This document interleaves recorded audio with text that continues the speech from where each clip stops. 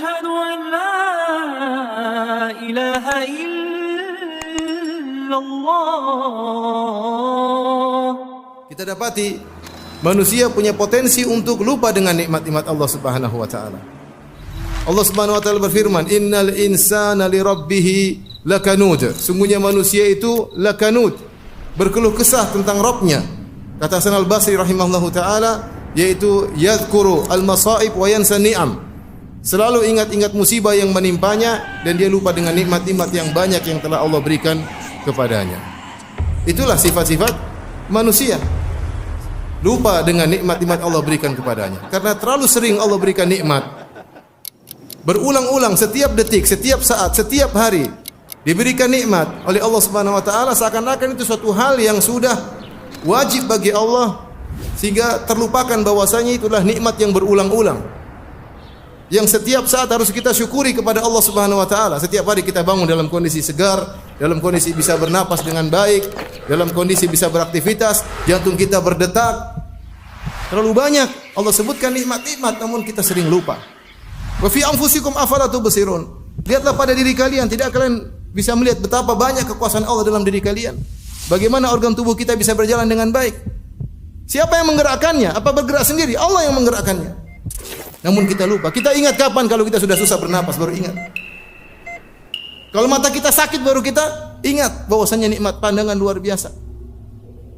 Ini yang buat kita lupa kepada Allah, lupa kepada nikmat-nikmat yang Allah berikan, menjadikan kita lupa kepada Allah Subhanahu wa taala. Oke, seorang introspeksi diri, mengingat tentang nikmat-nikmat Allah, sering dia duduk hitung-hitung nikmat Allah, nikmat betapa banyak yang Allah berikan kepadanya.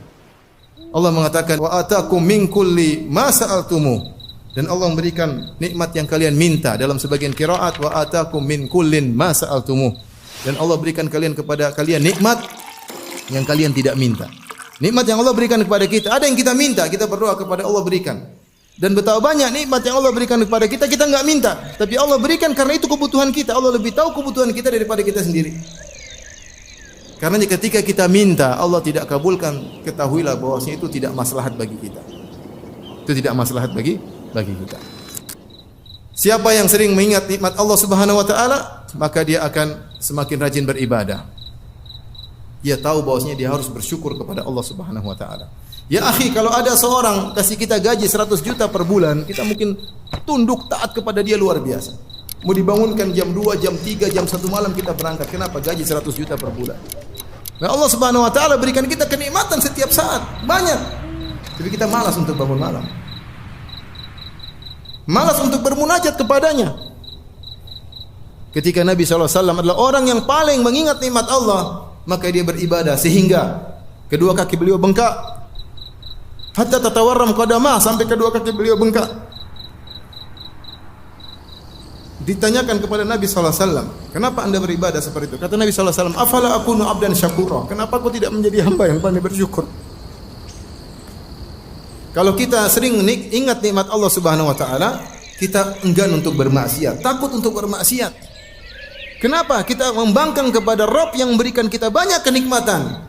Allah berikan kita kenikmatan pandangan, kita gunakan untuk melihat yang haram. Allah berikan kita kenikmatan pendengaran, kita gunakan untuk mendengar yang haram.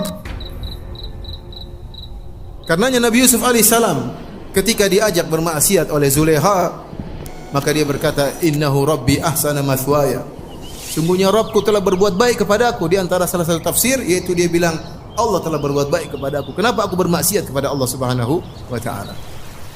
Barang siapa yang sering mengingat nikmat Allah Subhanahu wa taala, maka dia akan lebih cinta kepada Allah Subhanahu wa taala. Maka dia akan lebih khusyuk beribadah kepada Allah Subhanahu wa taala. Semoga Allah Subhanahu wa taala menjadikan kita hamba-hambanya yang pandai bersyukur kepada Allah Subhanahu wa taala.